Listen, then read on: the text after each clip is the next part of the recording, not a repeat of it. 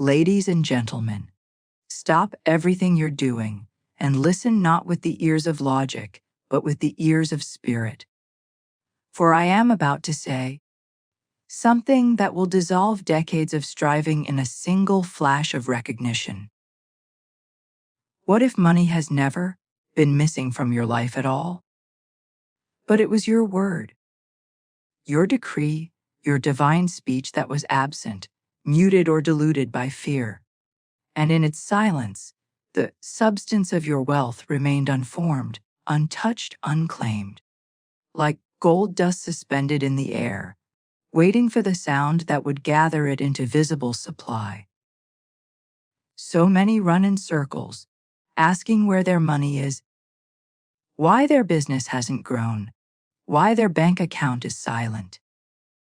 But the real question is, what have you said today in faith? What law have you spoken? What sentence have you launched into the eve with conviction so complete that even heaven must obey? For it is written, Thou shalt decree a thing, and it shall be established unto thee. And yet how few decree, how few speak as kings, how many whimper instead of declare, asking God to remember them as if they were beggars and not beloved co-creators of the infinite plan. I say to you now with absolute spiritual authority, you are not broke. You are not forgotten. You are unspoken. You are unvoiced. You are a vault that hasn't been opened because you have not yet realized that the key is your own tongue.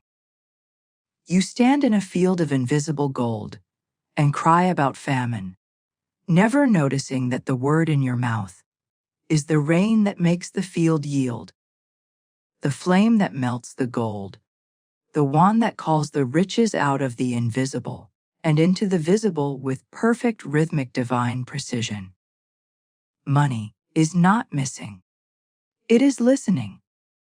There is gold dust in the air for you. There are riches stored in invisible places with your name etched upon them in eternal light. And the only thing separating them from your hand is the decree you have not yet spoken. So begin with me now, not tomorrow, not when you feel ready, but now in this breath, in this holy moment of recognition. Say it with me. There is gold dust in the air for me. Large sums of money come to me now under grace in perfect ways. Say it again. Not as a wish, but as a law, not as a hope, but as a hammer that breaks the stone wall of limitation and releases the river of your appointed good. And know this, every time you speak from truth, you withdraw from your divine inheritance. Every time you speak lack, you walk past your own treasure. The world will tell you that words are soft. But I tell you that words are substance, words are seed, words are law. And when spoken with spiritual authority, they command the seen and the unseen to move, to yield, to appear, to deliver. You are not here to beg. You are here to reign. And you reign with your word. Let me tell you the truth, beloved. Money that is chased runs faster than your feet can follow. Money that is ripped grows wings and flies from your grasp. Money that is hunted, like prey, hides behind every shadow of fear you project. Because money, like all divine substance, does not respond to panic, nor to pursuit, nor to pressure, but only to principle. And the great principle is this: whatever you chase, you admit you do not have, and what you confess is absent, you repel from your life by law. For the law is exact and cannot be mocked. It reflects not your desires but your declarations. And so the one who says, I need more money, is testifying before the court of spirit that he is outside of supply. And spirit being lawful confirms his claim with delay.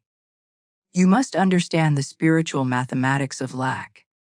It begins not in the wallet, but in the word. It begins not in the economy, but in the echo of what you say when you are alone with your thoughts, when the bills are on the table, when the figures don't add up, and the voice of fear rises like a false prophet saying, "You'll never have enough."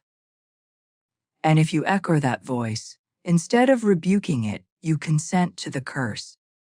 And the moment you consent, the game is lost. For you have given dominion to fear, and fear is the great saboteur of supply. I have said many times, and I say again, man can only receive what he sees himself receiving. And I add now, he only receives what he speaks as law.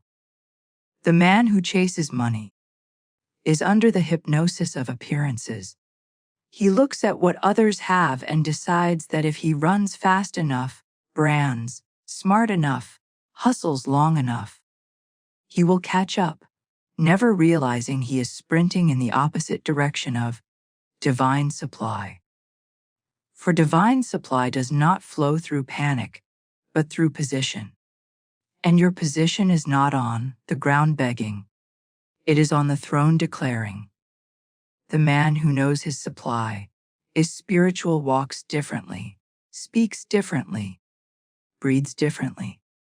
He wakes up and says, God is my instant and inexhaustible supply. And all channels are now open. And because he has spoken it, because he has dared to align his lips with eternal truth, the universe, which is only ever waiting for a clear instruction, begins to move. Let me give you a living parable, for this is not theory. This is testimony. There was a woman who came to me with tears in her eyes, a handful of coins, and a heart full of worry. She said, I have nothing but 7 cents. I told her, speak to the 7 cents. Bless them. Tell them they are seeds. Call them the beginning of millions. Say every dollar I spend comes back multiplied under grace. And she obeyed. Not with logic, not with proof, but with the childlike boldness of faith. Within days, her situation began to change. Not because of hustle, not because of strategy, but because she no longer chased money. She commanded it. When you chase money, you kneel before it. When you speak with divine authority, you lift it to its rightful place as servant, not master. And here lies the secret so many miss. Money is not your God. It is your messenger. It obeys voice, not volume. It responds to rhythm, not reasoning. It flows through decree, not desperation. So I ask you now, where in your life have you been running after what you should have been speaking into form? What doors have you pounded on when all that was required was to say, divine substance opens every gate for me now?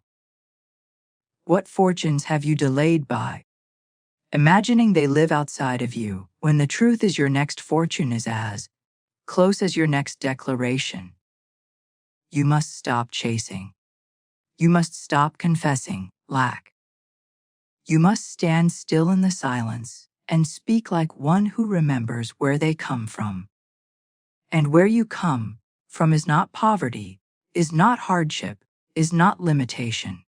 You come from God, and God is unlimited supply. Speak it, claim it, live as if it were already done. For, in the realm of the Spirit, it is. Let me now lead you to the mirror of truth. And as I hold it before you, I ask that you remove the garments of doubt. Lay down the garments of striving. Release the ragged robes of self-pity and false modesty, and look into the glass, not with human eyes, but with spiritual sight. For you shall not see a struggler, nor a victim, nor one who is behind in life. But you shall see, if you dare to look long enough, a radiant being formed from the fabric of divine supply, fashioned by infinite intelligence, sent forth not to beg, not to borrow, not to chase, but to speak, to decree, to become. And I tell you, plainly and without apology, that you are already the millionaire you seek. Not in some distant future built by external labor, but in this very now, formed in spirit, clothed in power, and waiting only for your spoken word to call it forth from the unseen into the seen, from the eternal into the immediate, from the invisible storehouse into visible form. And all that delays it is the lie you keep telling about who you are. For what is a millionaire truly? Is it a man who accumulates digits on a screen? Or is it a soul who walks in unshakable, knowing that wealth is his birthright, that abundance is his atmosphere? That gold responds to his command because he no longer identifies with the dust of the ground, but with the fire of divine speech. When I say, "You are the millionaire," I do not predict. I reveal. And when I say you just haven't spoken it yet, I do not condemn. I do not rebuke. I instruct. For every man carries within him the scroll of his own fortune. And the scroll is not read by the eyes but by the mouth. The scroll is not opened by effort but by utterance. The scroll does not respond to fear, but to faith-filled declaration spoken from the seat of authority, not the floor of lack. In the hidden corridors of the spirit realm, every spoken word becomes a form. Every form becomes a pathway. Every pathway becomes a harvest. And the one who daily says, while the bank says, overdrawn, and the bills say, past due, and the outer voices say, be realistic, is the one who is building faster, deeper, and more eternally than the one who checks the market every hour, or the one who chases investors, or the one who toils without speaking divine supply into motion. For it is not the work that begins the wealth. It is the word, and until the word is spoken, no true riches can come.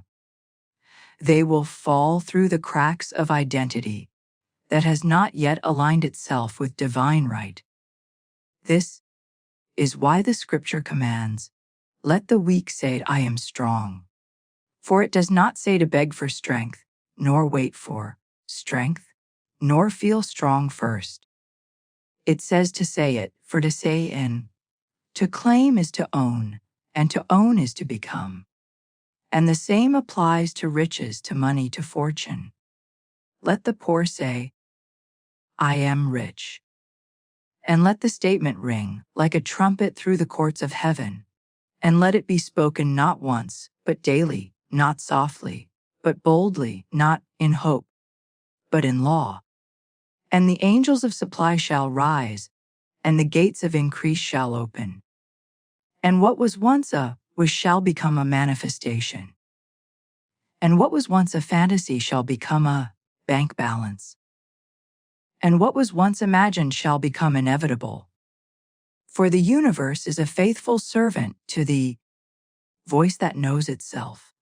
So I ask you now, beloved, what have you been waiting to say? What truth have you delayed until the facts line up? What decree have you withheld because you feared it might sound foolish? Let me remind you, as only one who knows divine law can remind you. The word creates the fact.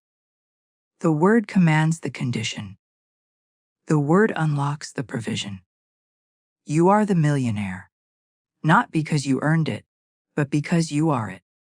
You are the millionaire not because it was proven, but because it was spoken. So open your mouth and do not tremble. Open your mouth and do not edit. Open your mouth and say, I am the steward of divine wealth. I am the voice of prosperity in the earth. I am the millionaire of God's design. I am now supplied, supported, and surrounded by riches untold under grace in perfect ways. The lips of man are his courtroom, and every sentence passed becomes a life lived.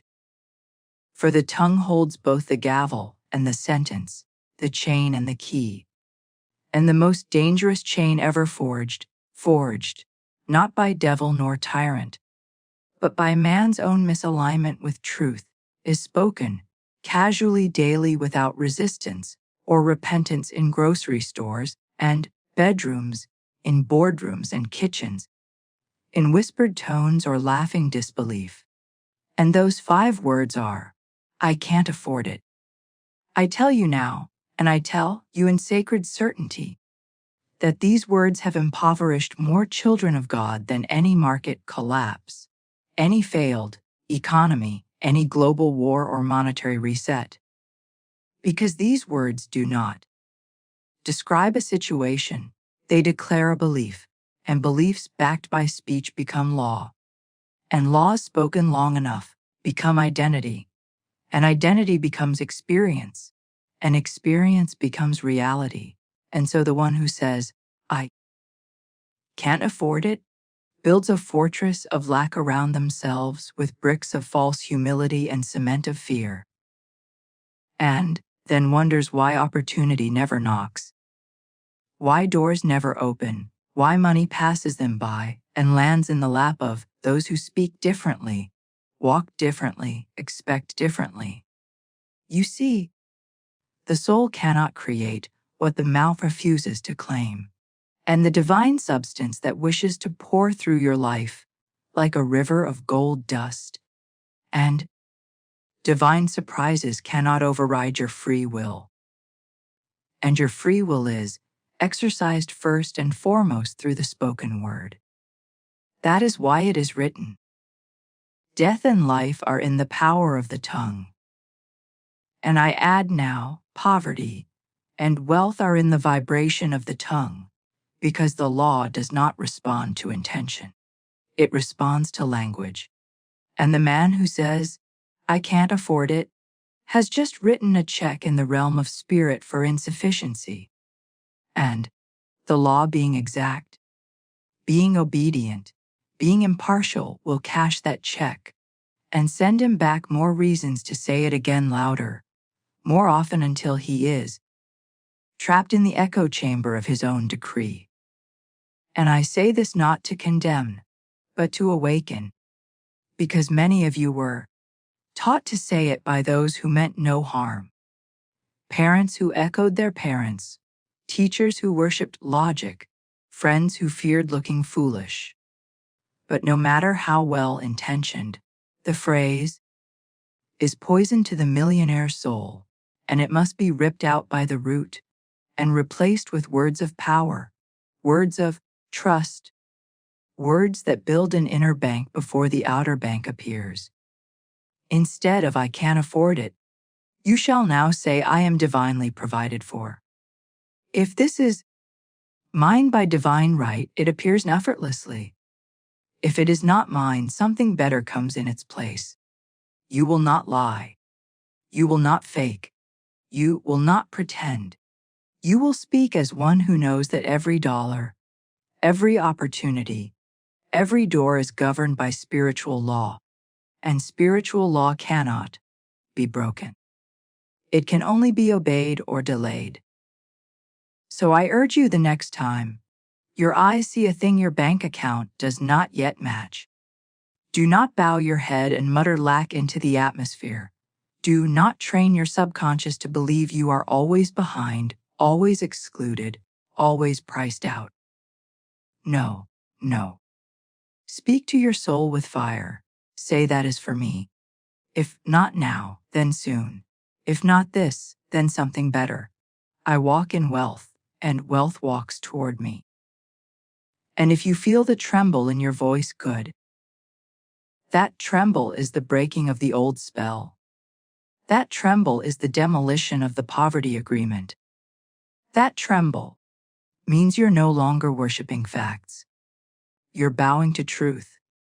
And truth is, you are always funded, always backed, always surrounded by divine supply. Whether you see it or not, whether you feel it or not, whether your checking account agrees or not. Because the truth is spiritual and the facts are temporary, and your word determines which one wins. You must become radical in your speech. You must become ruthless with your tongue. Never again shall you let can't afford it leave your lips. For to do so is to betray your source, to insult your inheritance, to cut off the very flow you are praying to receive. Instead, bless the thing you desire. Bless the wallet that seems empty. Bless the hands that will deliver what you need. Speak wealth. Speak joy. Speak divine sufficiency. And you shall walk into a future where your outer world reflects your inner word, where your speech becomes substance and your declarations become deposits. Let me speak plainly, for there is no time for polite deception, no benefit in sugar, coating spiritual reality, no kindness in letting you believe that poverty has power, that struggle is sacred, or that financial lack is anything more than a hypnotic illusion upheld by fear, confirmed by speech, and multiplied through the repetition. For I have been to the depths where the world said, "There is no way," and I have stood at the gates of not enough and spoken my way into divine overflow. And if I had listened to the facts, I would have starved. If I had bowed to the numbers, I would have perished. If I had let the silence of the mailbox, the coldness of the ledger, or the ticking of the rent clock define what was possible, I would have failed. But I did not consult appearances. I did not beg man. I did not plead with God. I spoke. And because I spoke, heaven moved. And because I declared, the invisible became visible. And because I stood in my word when everything around me trembled, I was delivered into a new order, a new system, a new atmosphere of abundance. And I say this to you now, not to impress you, but to liberate you. Not to astonish, but to awaken. Because the same power that delivered me is the power within your own mouth, your own voice, your own decree. And until you begin to speak as one who is funded by heaven, you will continue to live as one who is denied by earth. There was a moment, as there always is, a divine hinge, where the tide turns. Not because the bank changed or the economy shifted. Not because someone gave me a secret or I stumbled upon a new strategy, but because I stood in my room with no one watching. And I said aloud with trembling but authority, God is my unfailing supply. Large sums of money come to me quickly under grace in perfect ways. And I did not say it once. I did not say it casually. I did not say it for comfort. I said it as law. And every time fear rose up to mock me, every time the phone rang with demand, every time my logical mind whispered, "You're lying," I spoke it again louder, clearer, slower, as one pounding a gavel of reality. And my voice did not shake heaven. Heaven was already aligned. But my voice shook me. It shook the structure of unbelief within me. It shook the false foundations of material dependency. And I began to see the invisible hand of supply reaching toward me from places I had not considered, through people I had never met, with timing I could not predict. And one by one the debts were dissolved. One by one the payments arrived. One by one the channels opened, and none of it came from the plan of man, but from the word of Spirit spoken in rhythm with divine order. You see, lack is never about numbers. It is about agreement. The moment you agree with poverty, you give it permission to stay. But when you revoke the agreement by speech, when you sever the contract by decree, when you rise in the name of divine law and say, "No more shall I affirm limitation. I now declare my oneness with infinite," supply. Then the entire structure begins to shift. Because the universe responds not to your desperation, but to your dominion. Not to your longing language. Not to your circumstance, but to your certainty. And it is not certainty in yourself that you need. It is certainty in God, certainty in law, certainty that when you speak what aligns with divine truth, all of nature, all of timing, all of form must rearrange itself to obey your word. Because the word is not yours alone. It is the creative force of the Most High moving through your human breath. And, once spoken in faith, it cannot return void. For it is written, "So shall my word be, that goeth forth out of my mouth. It shall not return unto me void, but it shall accomplish that which I please, and it shall prosper in the thing whereato I sent it." And if that is true for God, and you are one with God, then it must also be true for you. So if you are in lack today, speak. If you are in doubt today, speak. If the cupboards are bare and the bills are rising and the job has vanished, and the friends have withdrawn and the night is cold, and the news is loud and the logic is screaming, still speak. Speak in defiance of the shadow. Speak in contradiction to the trend. Speak like one who knows something the world has forgotten. That every miracle begins with a word. That every fortune begins in the mouth. That every harvest begins with a sentence planted in the soil of silence and watered by the repetition of truth. Speak it now with me, beloved.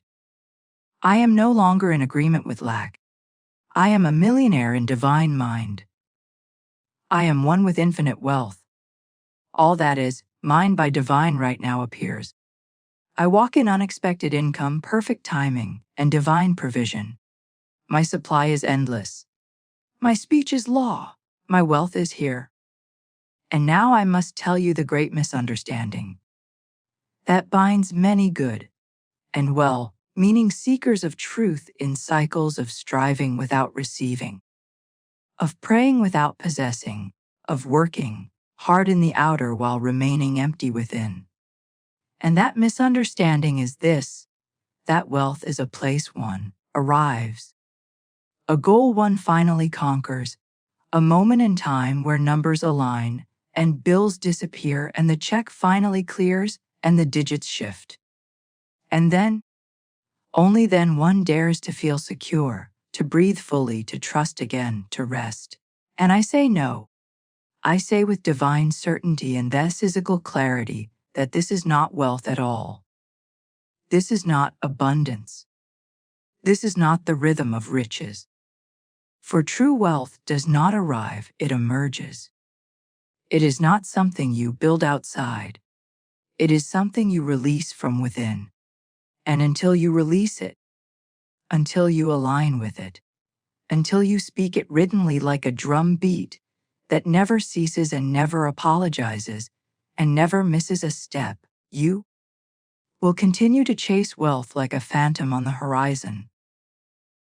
Always running, never catching, always watching others rise while you doubt your right to stand tall in your divine inheritance. Millionaire consciousness is not a number. It is a frequency. It is a tone. It is a melody in the soul that says, without a shred of evidence and without a moment of doubt, I am rich because I am one with God. And God is the source of every good and perfect gift. And because I speak in harmony with divine law, wealth flows to me as effortlessly as breath, as rhythmically as the tides, as predictably as sunrise. And you must understand now, once the spoken word is not a magical chant to manipulate matter. It is a tuning fork for the soul. And when you strike it daily, morning by morning, night by night, in moments of stillness and seasons of storm, you begin to shape your atmosphere into a temple of wealth. You begin to build momentum, not by pushing, not by forcing, but by vibrating in alignment with the truth that all is yours now, not someday, not soon, but now. That is why Scripture commands, "Sing unto the Lord a new song." Not just because song pleases God, but because song tunes the singer. It reorganizes the cells. It dissolves the fear. It breaks the hypnosis of struggle and lifts you into the consciousness of divine certainty. And I tell you now, your declarations must become your new song. Your affirmations must become your rhythm. Not spoken once in desperation, but spoken daily in devotion. Not performed to get something, but practiced, because you already have it in divine mind, and your only task is to receive it by speaking it, expecting it walking in it like one who knows that the invisible is more powerful than the visible, and the spiritual is more solid than the material, and the word is more permanent than any bank statement, any job, any economy. So begin your day not with anxiety, but with authority, not with checking your phone, but with checking your tone, the tone of your mouth, the tone of your expectation, the tone of your spiritual command. And say, aloud before you take one step, "I am in rhythm with divine wealth. Money flows to me richly, rapidly, and repeatedly. Every step I take is blessed with surplus. Every word I speak is backed by law. I do not chase, I attract. I do not strive, I receive. I do not beg, I command in love, and it is done." Say it while brushing your teeth. Say it while pouring your tea.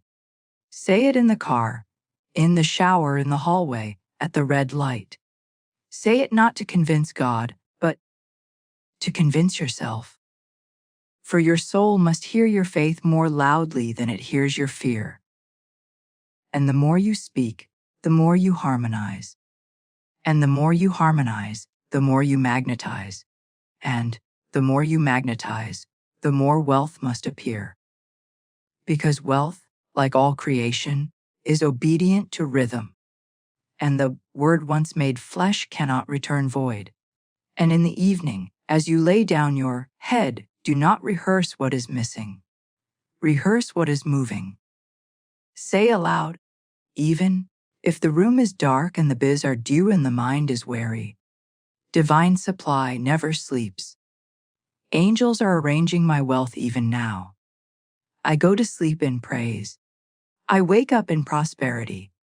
I am the temple of millionaire consciousness, and let that be your lullaby. Not worry, not math, not memorized fears, but rhythmic truth flowing through your breath, forming a new frequency around your life. And I promise you by divine principle and metaphysical law that the outer must shift. It must conform. It must reflect the rhythm you have established within. And the day will come suddenly, and without apology, where what you see will match what you have been saying, and the world will call it luck. But you will know it was law. There once was a woman, not famous, not powerful in the eyes of men, not surrounded by wealth, nor born into prestige, but a woman who, in her stillness, heard the truth that escapes so many, even the wise. And when she heard it, she did not argue. She did not delay. She did not consult the opinions of the world or seek reassurance from those bound by logic and limitation. She simply believed it. And having believed it, she began to speak it, not once, not twice, but daily, steadily, rhythmically, in season and out of season, like the striking of a sacred bell, like the heartbeat of a soul waking up to its inheritance. And this was her word. Unexpected doors fly open. Unexpected channels are free. Large sums of money come to me now under grace in perfect ways. She did not say it to impress. She did not say it to convince. She said it because it was the law. She said it because it was truth. She said it because her spirit recognized the tone of heaven and her voice had finally aligned with it. And I tell you, she spoke it while sweeping her kitchen floor. She spoke it while opening unpaid bills. She spoke it when her car would not start and her landlord sent warnings.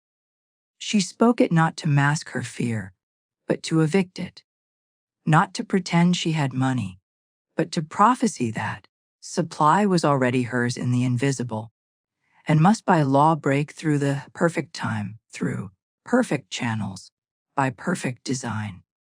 And one day, after 33 days of unwavering word, of radical refusal to speak anything contrary, of praising the unseen as if it were already here, she received a letter from a legal office she had never contacted, a family estate she had long forgotten, and within it a statement, a transfer, a miracle on paper.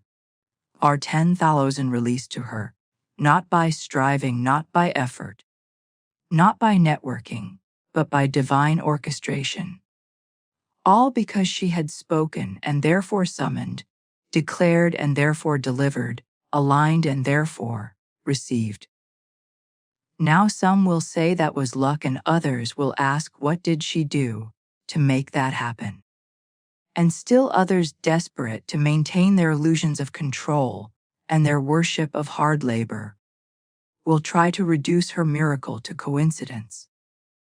But I say to you, there is no coincidence in the kingdom. There is only consequence. The consequence of the spoken word, the consequence of spiritual law, the consequence of faith that refuses to fold. And if this woman, unknown by name, but mighty in truth, could speak into form her supply from the silence of her kitchen, how much more can you, who have heard this word, now have been handed the formula, who have been given the seed? How much more can you do if only you would speak? Not once, not on Sundays, not when you feel good, but daily rhythmically, as law, as command, as birthright. You must understand the miracle was not the check. The miracle was the rhythm. The miracle was the refusal to break agreement with truth. The miracle was the moment her tongue stopped repeating the vocabulary of poverty and began declaring the melody of divine provision. This is not just her story. It is the blueprint. It is your instruction. It is the echo of heaven's design waiting to be reproduced through your voice, through your conviction, through your unwavering daily song. Let the story be a mirror. Let the outcome be your permission. Let the word now take root in your soul and say with me, unexpected doors fly open. Unexpected channels are free. Large sums of money come to me now under grace in perfect ways.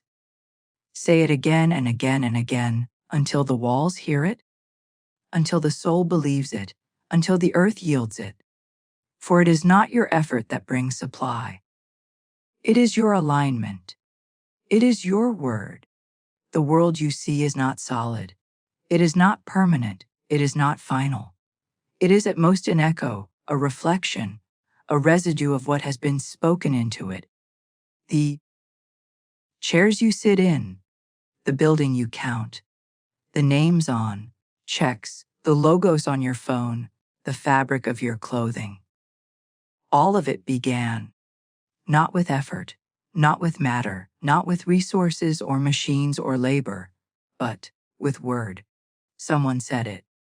Someone saw it in spirit, named it in voice, and the universe, obligated by divine law, obedient to vibration, moved in response.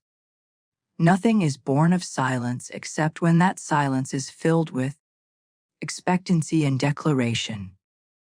Every atom dances to the voice that commands it. Every form yields to the force of faith-filled sound.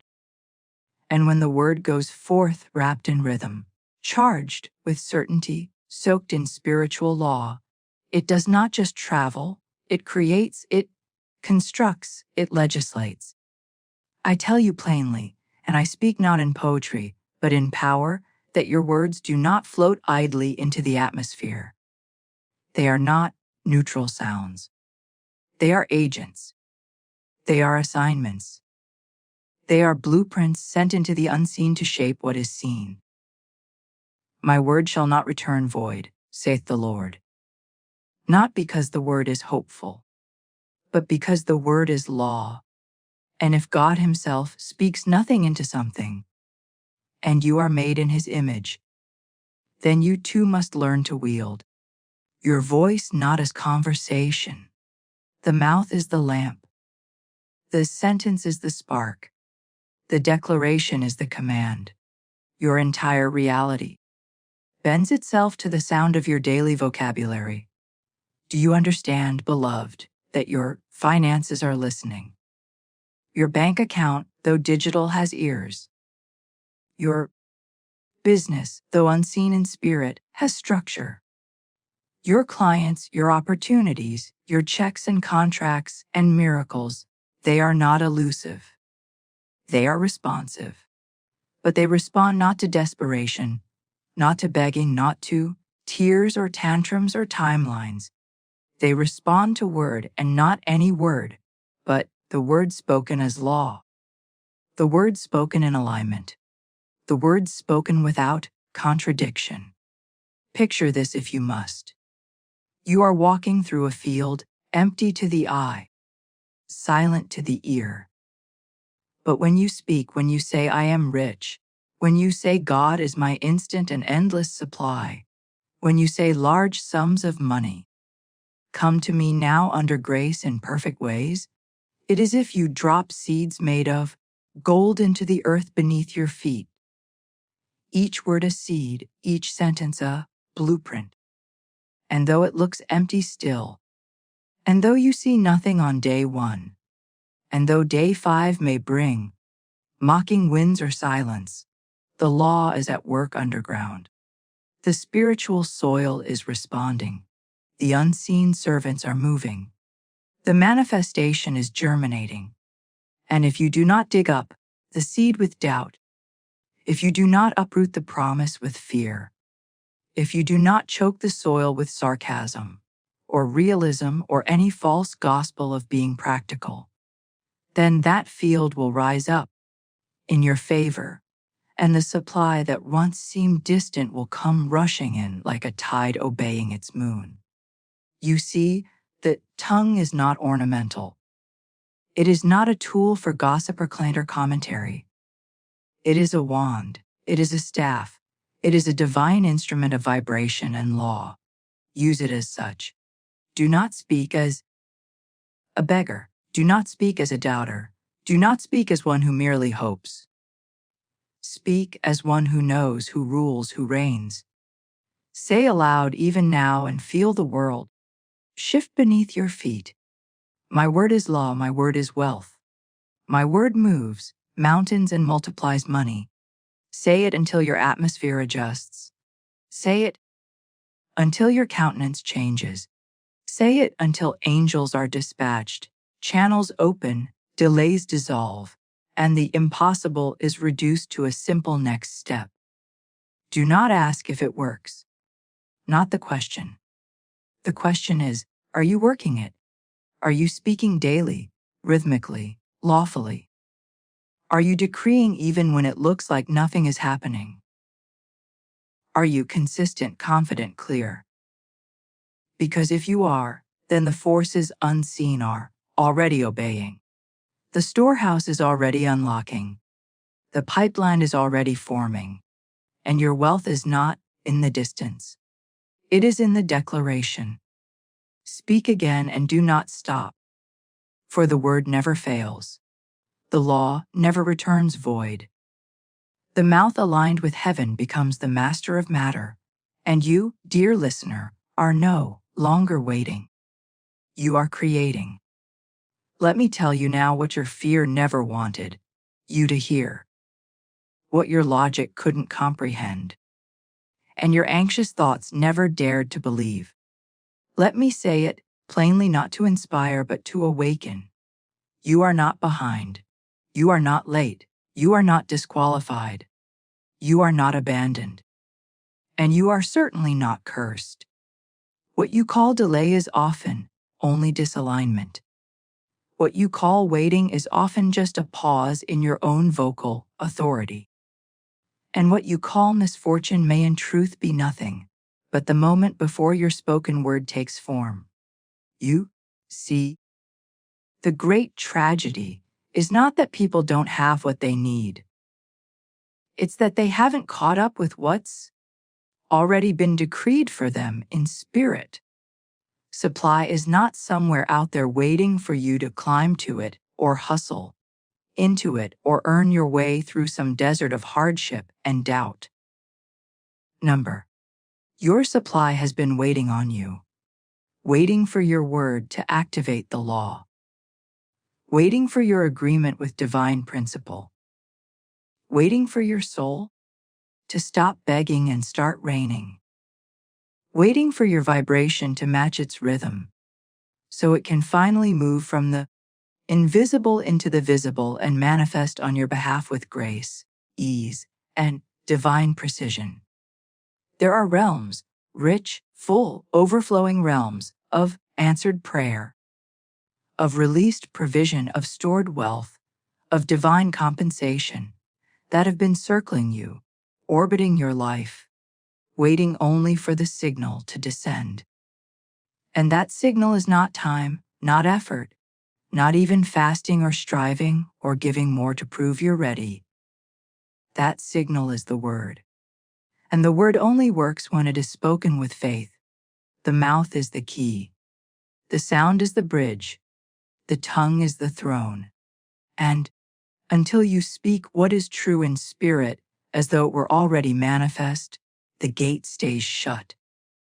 Not because God withholds, but because law cannot override your voice. You are not waiting for God to bless you. God is waiting for you to authorize the blessing through bold rhythmic declaration. Before they call, I will answer. And while they are yet speaking, I will hear, says the word in Isaiah 65:24. And yet many still cry out, why hasn't it come? But that verse tells you something remarkable, something widely liberating, something disruptive to every lie of delay and lack. That supply responds to speech, not time. It is voice-activated, is tone-dependent. It is shaped by rhythm and magnetized by certainty. And if you say, I am ready, but speak like a beggar, speak like a victim, speak like someone hoping instead of declaring, then what you are actually doing is sending mixed messages to the divine machinery that is trying to deliver your wealth, but cannot until you lock into spiritual coherence with the reality you say you desire. Imagine it now.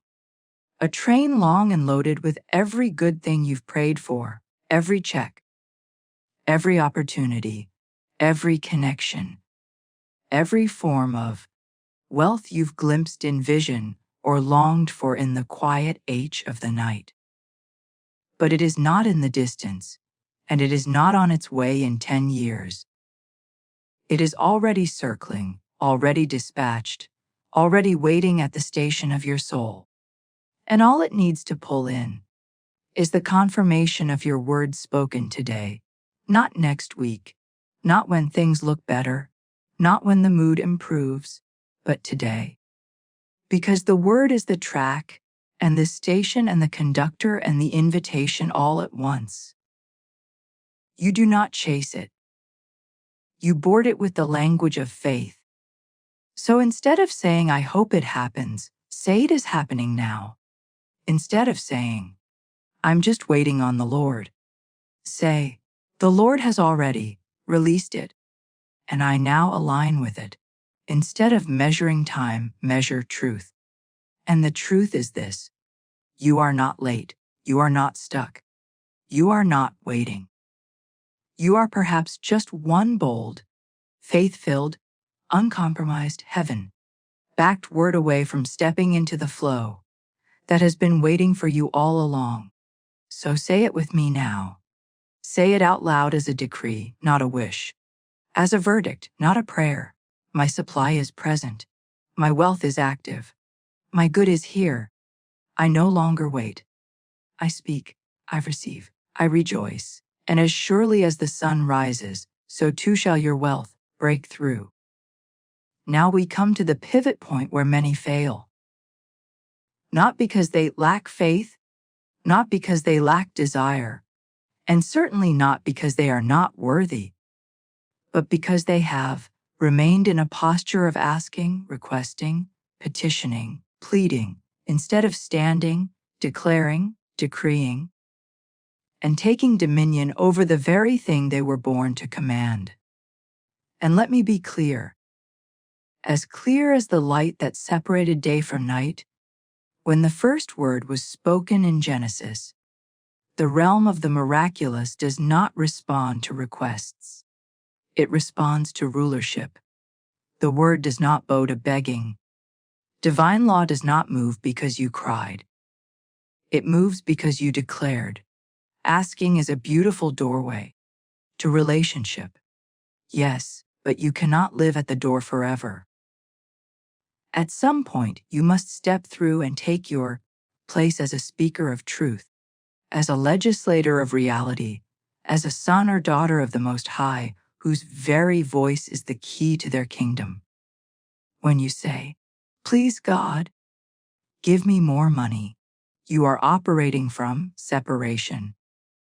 You are rehearsing the belief that God is far off, that wealth is withheld, that your status must be upgraded through divine whim rather than divine right.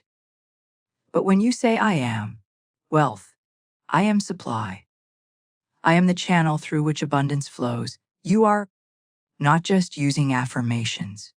You are stepping into the vibrational throne room where decree is not only allowed, but required. And from that place, reality bends. It bends not because you manipulated it, not because you outworked anyone, not because you worked your way into favor, but because you spoke what already existed in the eternal, and you did so without apology, without qualification, without shrinking into emotional instability, and without explaining to the world why your voice should be permitted to create. You stopped asking, you started declaring. And the moment you did, everything changed. Hear me now and hear me well. Speech is positional. When you speak from asking, you are speaking from beneath. When you speak from authority, you are speaking from the throne. The entire spiritual path, at least the part that deals with manifestation, is not about becoming more worthy or more perfect. It is about learning how to speak from the right seat. This is why Jesus didn't beg the storm to stop. He spoke to it. This is why he didn't ask Lazarus to try and come back. He commanded him forth. And it is why you must stop narrating your lack.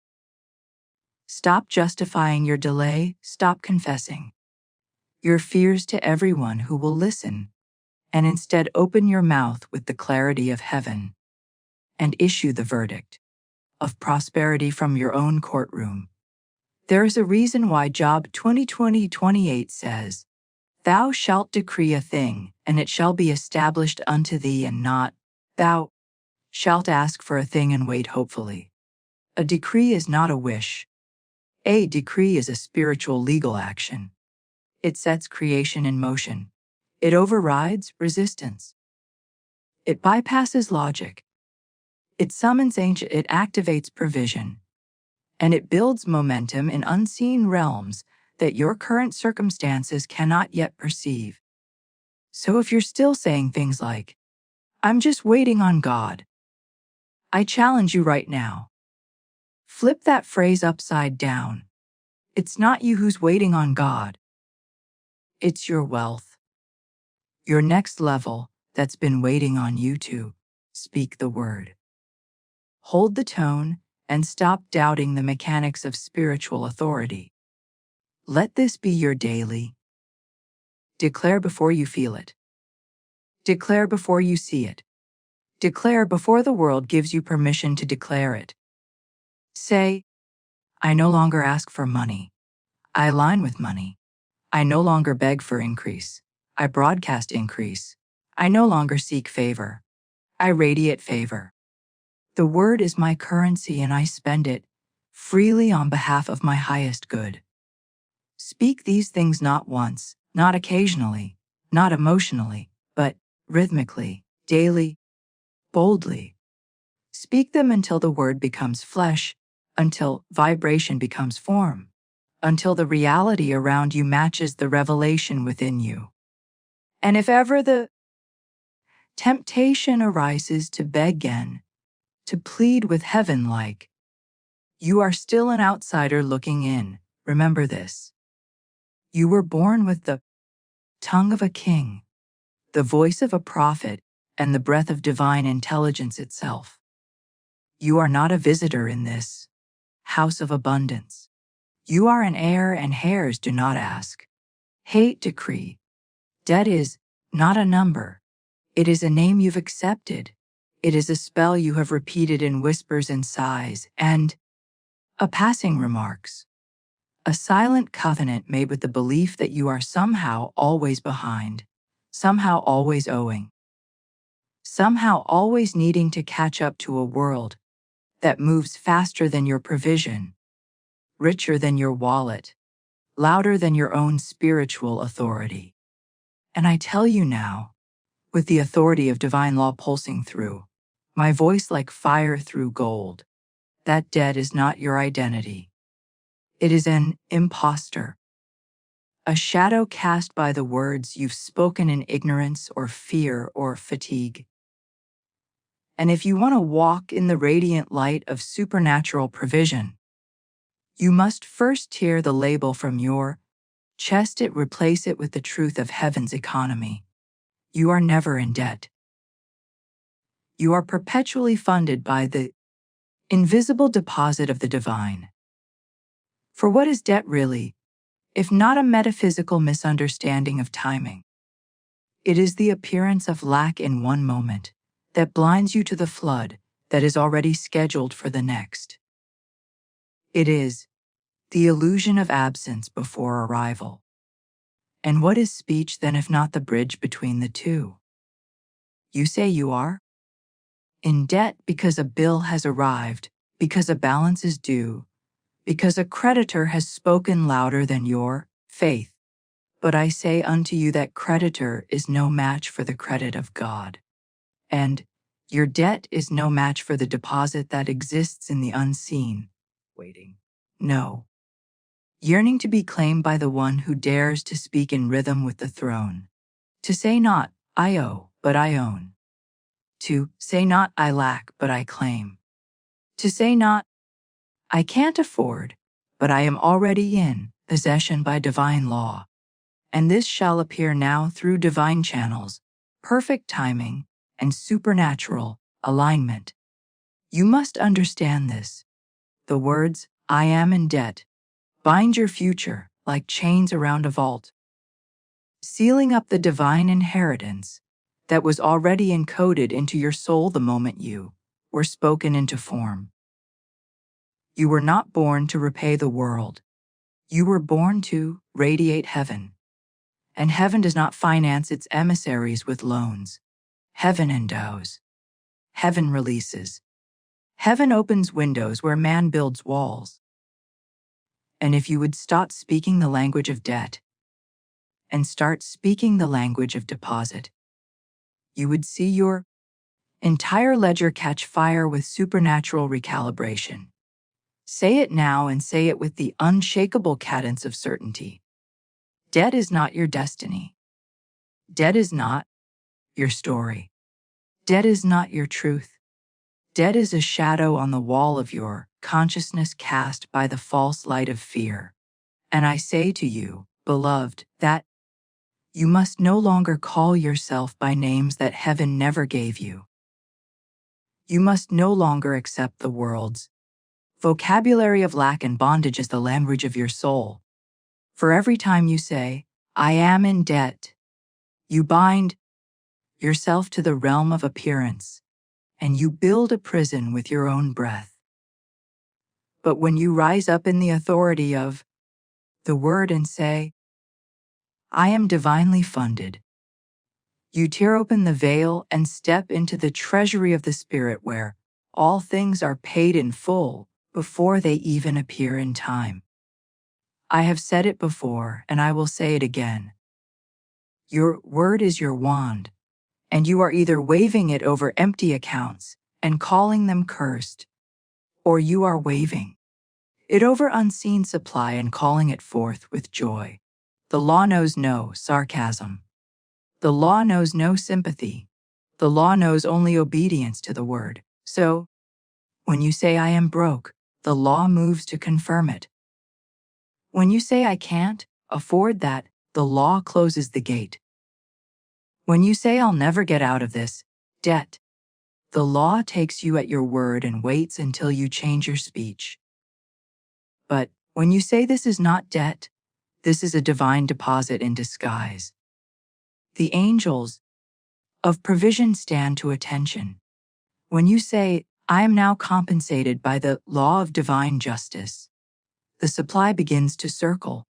When you say, I walk in surplus, I dwell in overflow, I am the steward of great wealth, then the vault of heaven, which was never locked to begin with, begins to pour into every appearance of lack until the appearance itself is drowned in the glory of truth. There is no such thing as financial delay in the kingdom. There is only spiritual amnesia. You forgot who you were. You forgot that every dollar you require already exists in the divine field, already bearing your name, already seeking your voice as the tuning fork that calls it into form. So call it now, not with trembling, not with guilt, not with begging. Call it as one who has inherited the entire estate of heaven. Say, do not carry debt.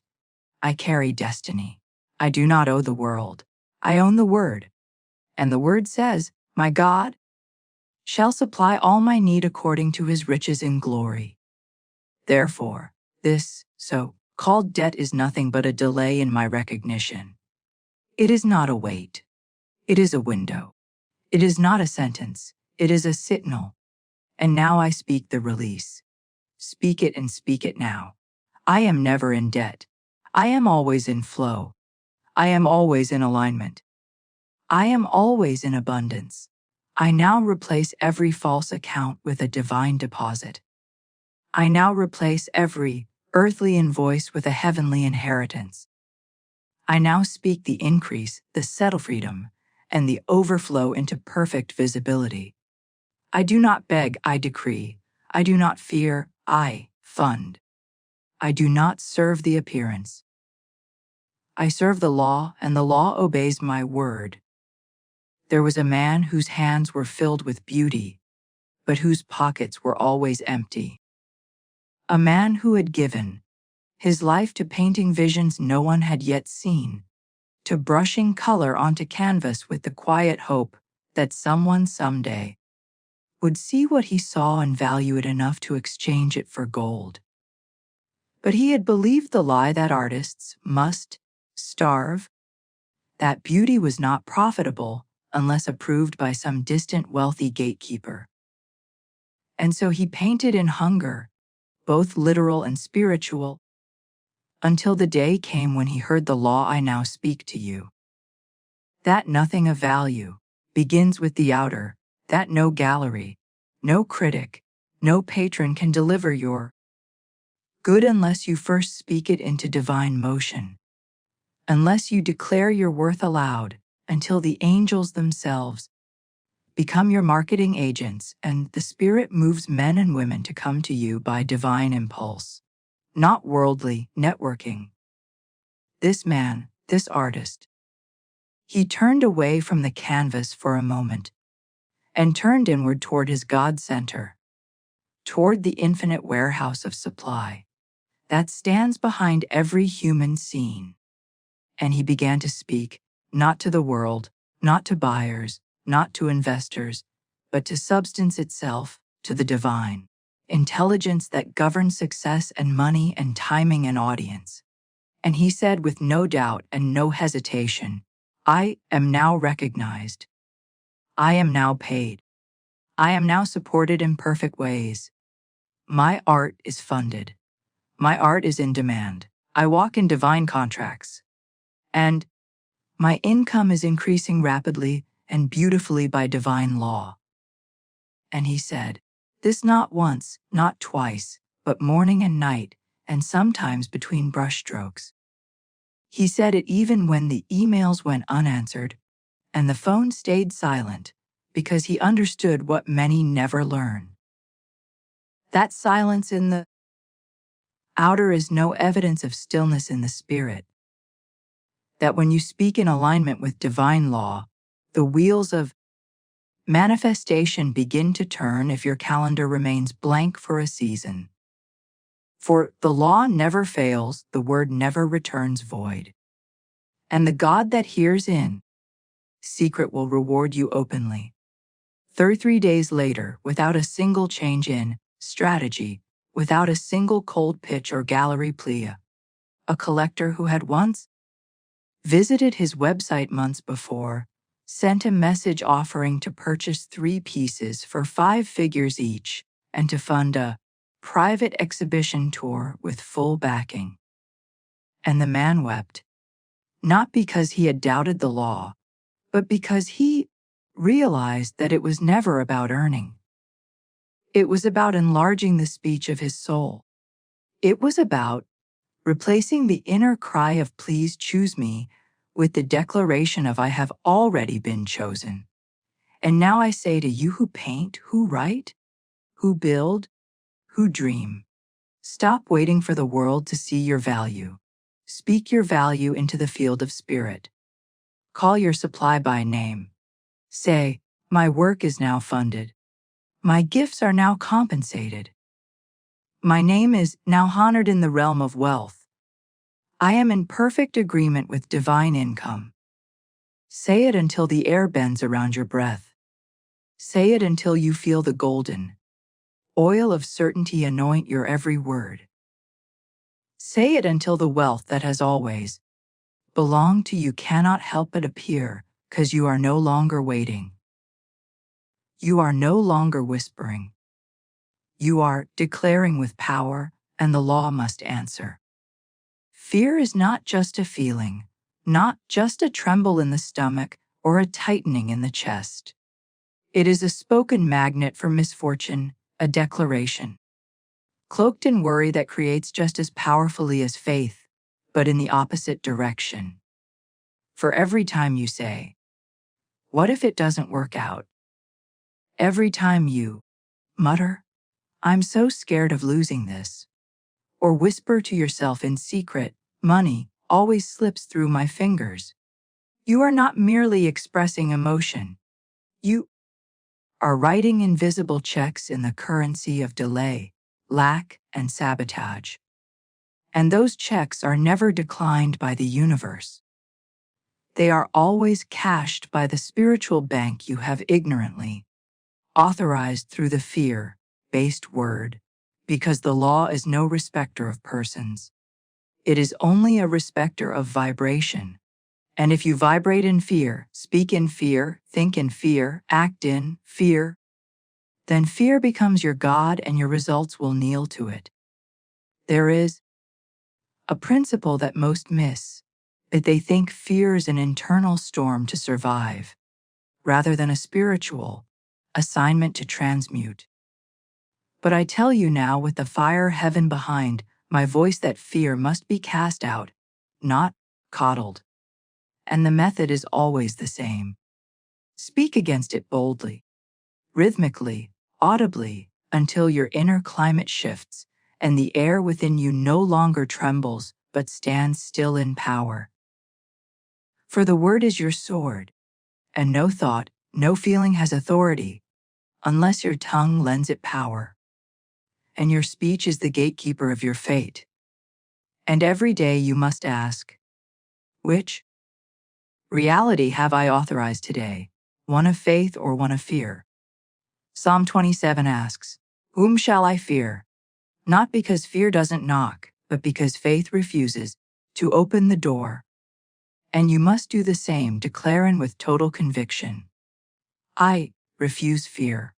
I evict fear. I denounce fear in the name of the Christ within me. I am safe in my abundant income. I am surrounded by angels of provision. I do not fear downturn, delay, or debt. For I am in covenant with divine supply, and the source within me is immune to chaos, recession, or circumstance. These are not positive thoughts. They are spiritual decrees, and they rewire your entire field of reception. Now listen closely. The most dangerous fear is the fear you don't speak but still believe. The silent what if that lives in your eyes. The unspoken doubt that lingers beneath your affirmations like mold beneath fresh paint. And you must bring it into the light. Name it aloud and speak over it with word until it bows, until it dissolves, until it breaks. Speak. Though fear has knocked, it may not enter. Though doubt has risen, it may not stay. Though the voice of lack has whispered, I shout louder, I am provided for. I am fully funded. I am backed by all of heaven's treasury.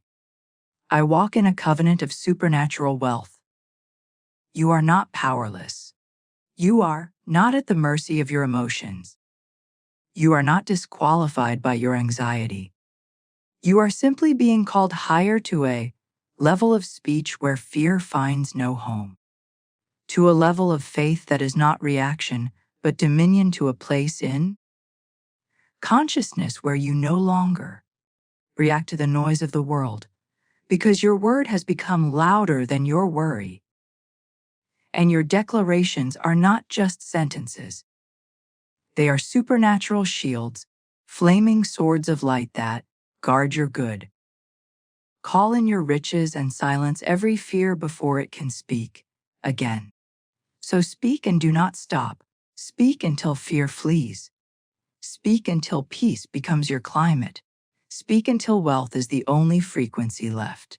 To create a life of visible wealth, one must first create a voice of invisible dominion. And that voice is not born from a single declaration uttered in passing, or a hopeful phrase repeated without heat. It is forged in the rhythm of daily alignment, in the sacred consistency of speech that does not flinch when appearances contradict, in the ritual of word that becomes the soul's heartbeat and the mind's anchor. For habit is not simply repetition, it is consecration.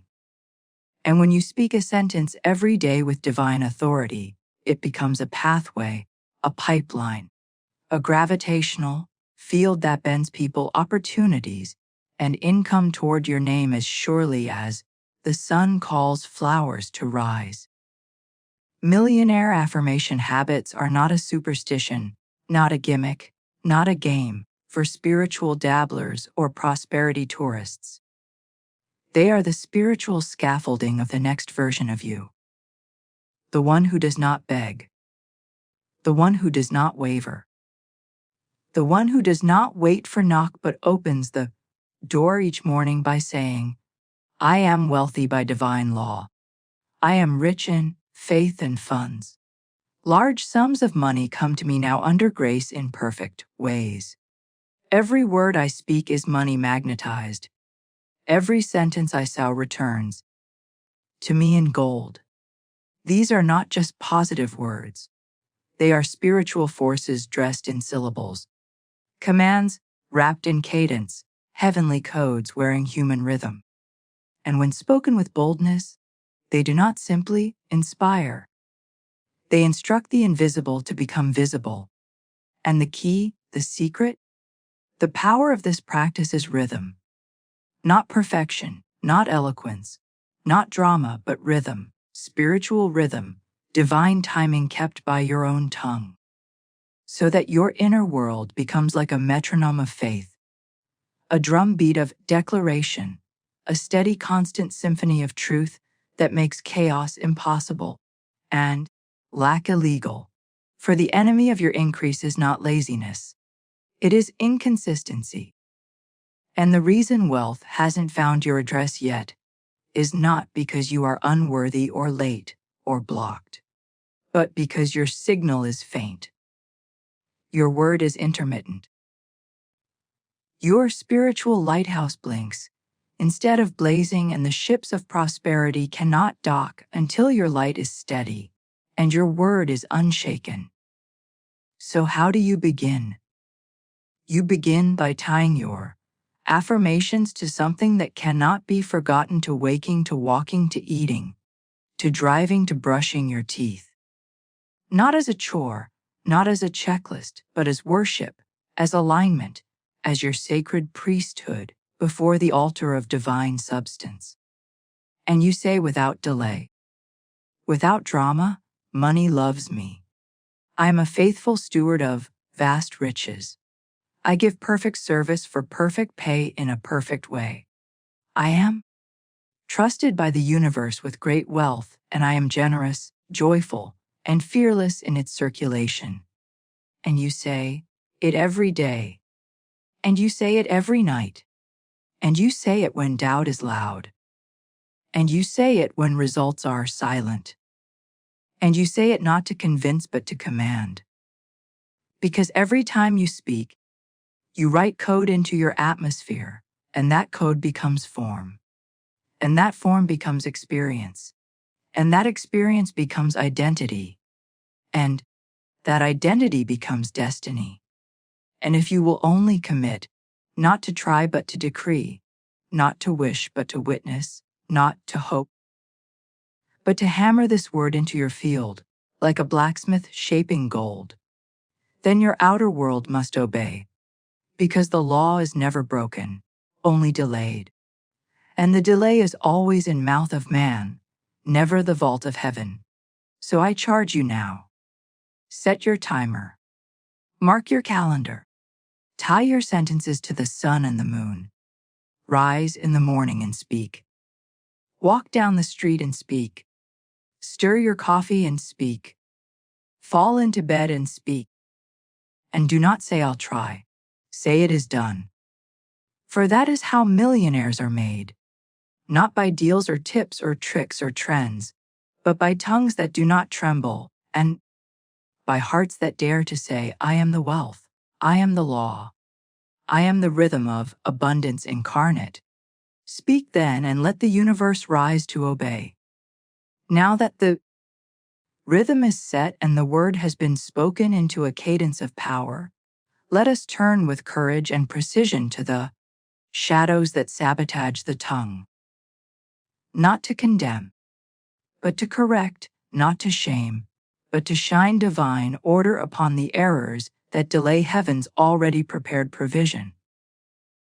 For there are laws to this thing, and the law is not mocked, nor fooled by lip service, nor tricked by hollow repetition, nor swayed by frantic speech that wears the costume of belief, but carries the scent of fear.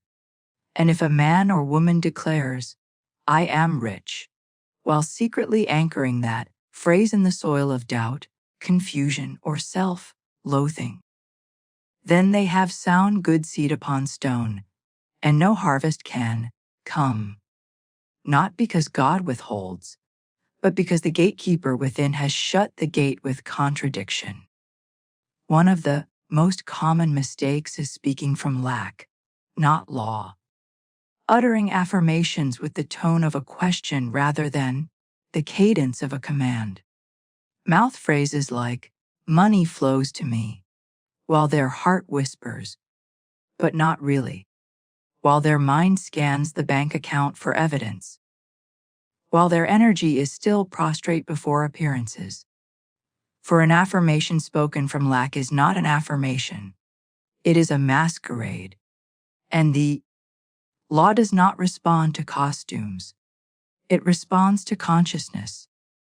And the difference between the one who manifests swiftly and the one who spins in stagnation is not effort but embodiment, not number of repetitions, but voltage of belief beneath the repetition, not mere words on the tongue, but authority in the spirit. Another subtle error, yet one that fractures the flow, is emotional contradiction.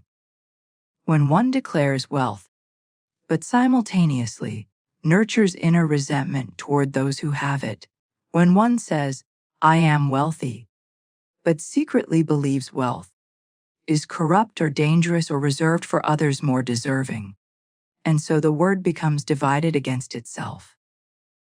A kingdom of confusion where the mouth prays increase, but the heart casts judgment and thus no door can open. No channel can remain clear until the soul repents not from moral sin but from vibrational misalignment and chooses to bless that which it desires instead of cursing it from envy or self-doubt. And what of imagination? Here lies another often neglected pillar of power. Affirmations spoken without imagination are like letters mailed with no address. They travel nowhere, arrive nowhere, transform nothing. For the word was never meant to be mechanical but mystical, not hollow but holy. And to speak without vision is to miss the mark entirely. For when I say I am divinely wealthy, I do not merely move my lips. I see golden light. I feel the richness of freedom, the elegance of ease, the joy of generosity, the dignity of surplus, the smile of God upon my stewardship. I live it, taste it, hear it, wear it, until my subconscious bows and says, "Mistress of the house, yes, steward of abundance, yes, keeper of the word. It is done. It is done." And so I offer this correction, this sacred refinement, this divine tuning of your tongue. Do not speak until you are ready to believe. Or better still, speak until you cannot not believe. Speak until every cell vibrates. Yes, speak until doubt is drowned in declaration. Speak until the old program crumbles. Not because you wrestled it, but because you replaced it with something truer, stronger, purer, and more permanent. For the subconscious is not your enemy. It is your servant, and it does not care what you say. It only obeys what you feel as you say it. So feel it now, breathe it now. Reclaim your place as the architect of your reality. Not by force, not by frenzy, but by the sacred science of aligned speech. And remember, words without conviction are like tools, left on the ground full of potential, but powerless until picked up and used with skill, with clarity, with faith. You are not a beginner. You are not a beggar. You are not a victim of vibration. You are the word. You are the portal through which wealth flows. So correct your sentence, lift your tone, summon your faith, and speak not as one trying, but as one sent, as one chosen, as one appointed to declare and see it done. There comes a moment in every soul's financial transformation, a sacred interruption, a divine pivot, where the weary striving ceases, where the questions go silent, where the endless rehearsals of how will it come? Where will it come from? Am I ready? What if it doesn't are finally laid upon the altar of faith and burned in the fire of knowing, because the soul has remembered her protocol, the spirit has remembered its procedure, and the law has begun to move not from panic or pressure, but from peace, from posture, from the rhythmic obedience to a formula older than time itself. A four-fold spiritual blueprint that unlocks not just the mind, not just the bank account, but the very heavens themselves. Declare, rest, obey, receive. To declare is not to whisper, nor to wish, nor to throw words at the wall in hopes that something might stick. It is to stand in the throne room of the soul and say with full spiritual identity, "This is mine by divine right. I command it into form. I release it by word." It is the voice of Genesis speaking again through the individual. The "let there be" echoing from within you, not as metaphor, but as law.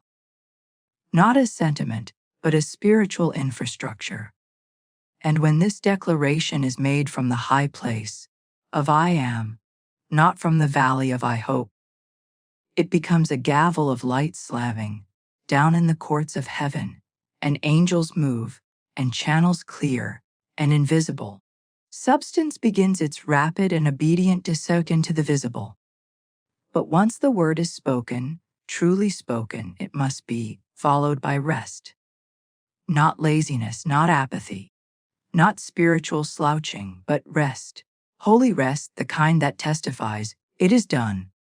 The kind of rest that doesn't check the bank account 3 times a day for proof. The kind that walks past unpaid bills and says, "I have already decreed your cancellation." The kind that does not ask God again and again for the same thing because it knows the order has already been placed, the package already shipped, and the delay in tracking is not a denial but a test of stillness. The rest I speak of is not passive. It is active alignment. It is the confident silence of spiritual maturity. It is what the Lord meant when he said, "The Lord shall fight for you while you hold your peace." And it is this peace, this vibrational stillness, that becomes the gravitational field where all forms of good are drawn like metal to magnet, like rivers to valleys, like promises to prophets. Then comes obedience, not to outer hustle, but to inner impulse.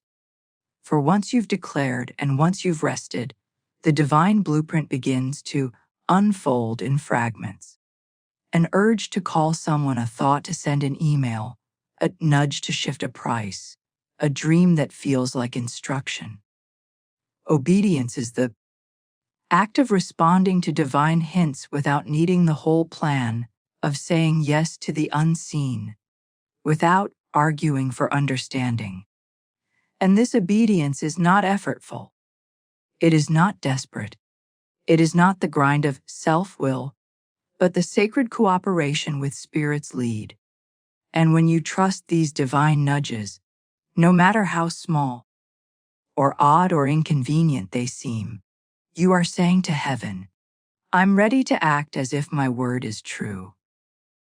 And the moment you act in agreement with your own decree, the energetic architecture begins to take form in the material world, and doors open, and funds appear, and support arrives, not because you earned it, but because you aligned with it. Finally, you receive not with guilt, not with resistance, not with the self-sabotaging voice that says, "Is this too much, or do I deserve it? Or will it last?" No, you receive with full arms, open heart, and lifted eyes, saying, "Thank you, Father. This is mine. This is right. This is holy. This is normal now." And when you receive in this way, gratefully, cleanly, expectantly, you do not block the flow. You increase it, and the same law that brought the blessing will bring its multiplication. And the same word that called forth the first 1,000 will call forth the next million. And what once felt like miracle will now feel like rhythm. And what once felt like breakthrough will now feel like protocol. And what once felt ray will now feel inevitable. Declare, rest, obey, receive. This is the formula. This is the rhythm. This is the protocol of divine wealth. And it does not belong to the few. It belongs to the aligned. It is not for the elite. It is for the elect. And if you are hearing this now, you are among them. Not because you hustled your way into blessing, but because you have remembered the pattern, written into your spirit before you ever had a name. So begin again. Speak boldly, rest completely, obey faithfully, receive joyfully. For the vault is open, the law is active, and your word has gone forth, it shall not return void. There is a cruel illusion, a spell of delay that has bewitched countless souls who secretly believe they are being tested, punished, or forgotten by heaven. Pockets remain empty, while their inner longing deepens. And yet the truth, bold and unyielding as the morning sun, is that you are not waiting for money. Money is waiting for your word. For heaven does not operate on time but on tone, not on dates but on declarations, not on effort but on alignment. And the great tragedy of the age is not a lack of money, but a lack of men and women who will open their mouths in the fire of their lack and speak with authority anyway, who will shout into the void and say, "Let there be." Not because they see the result, but because they know the law. And when I say no, I do not mean intellectual assent or hopeful parroting.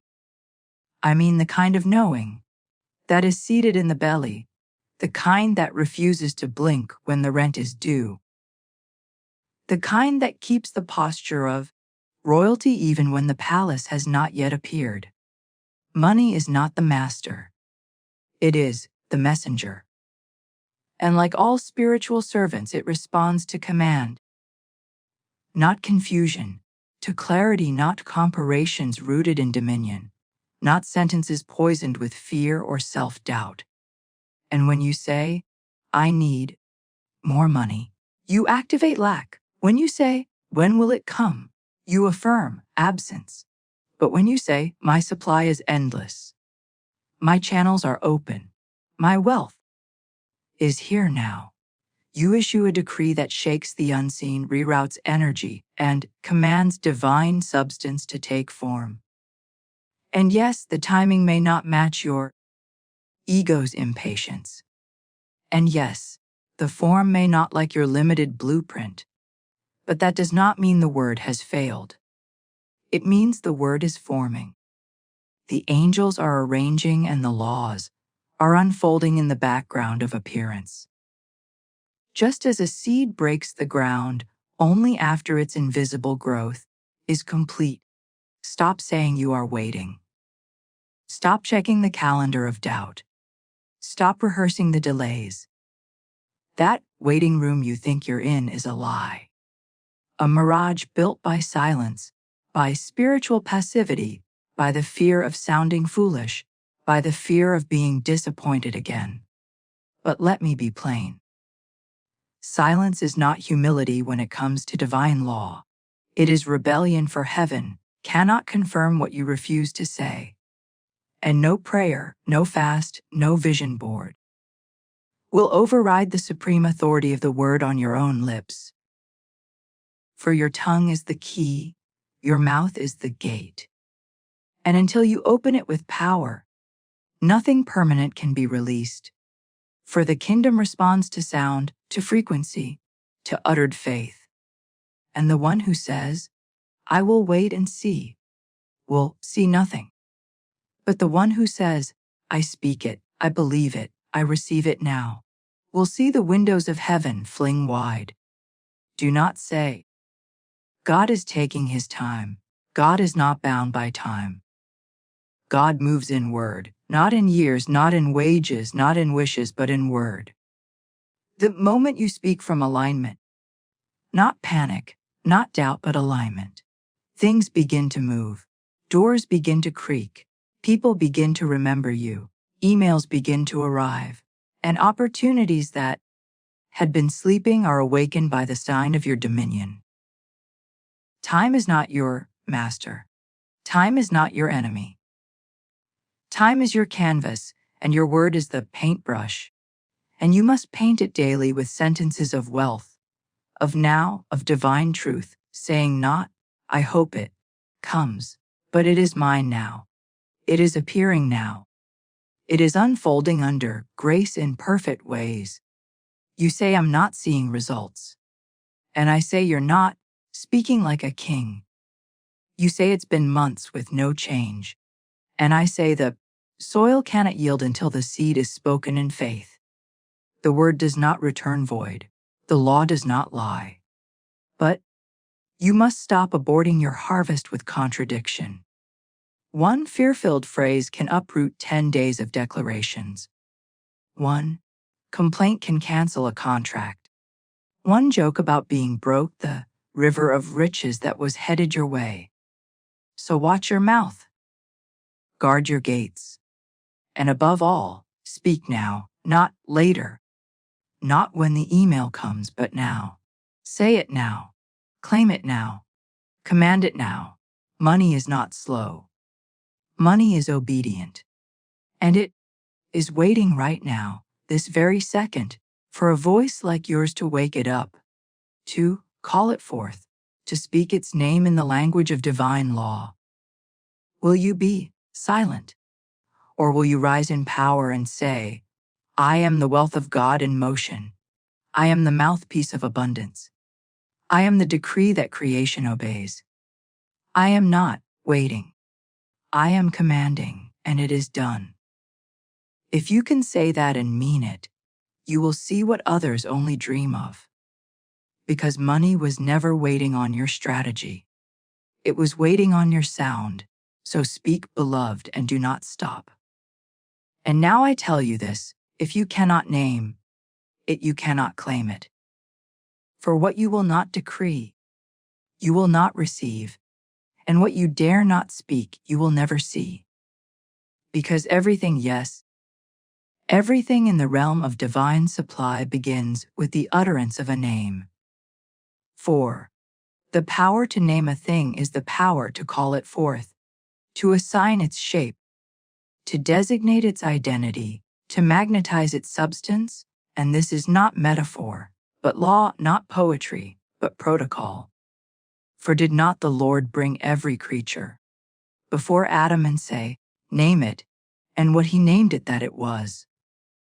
For in the kingdom of form, nothing becomes real until it is named in word.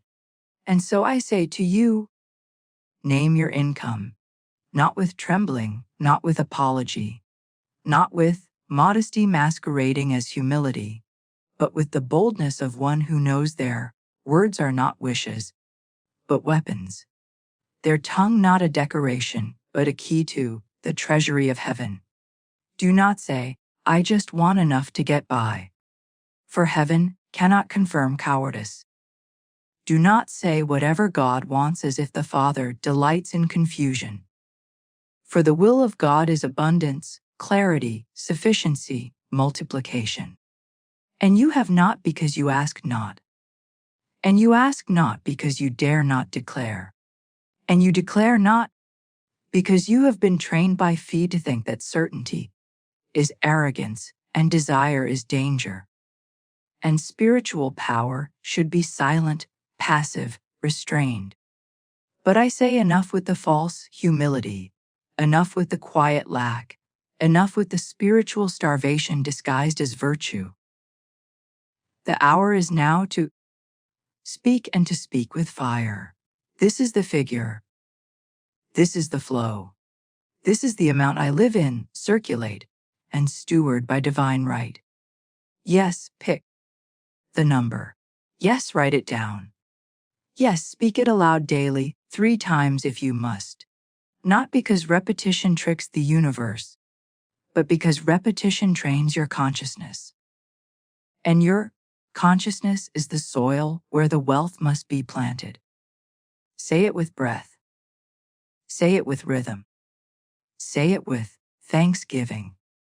Say it as if it is already here. Because in the realm of divine law, it already is. And if your mind argues, say it louder. And if your bank account mocks you, say it stronger.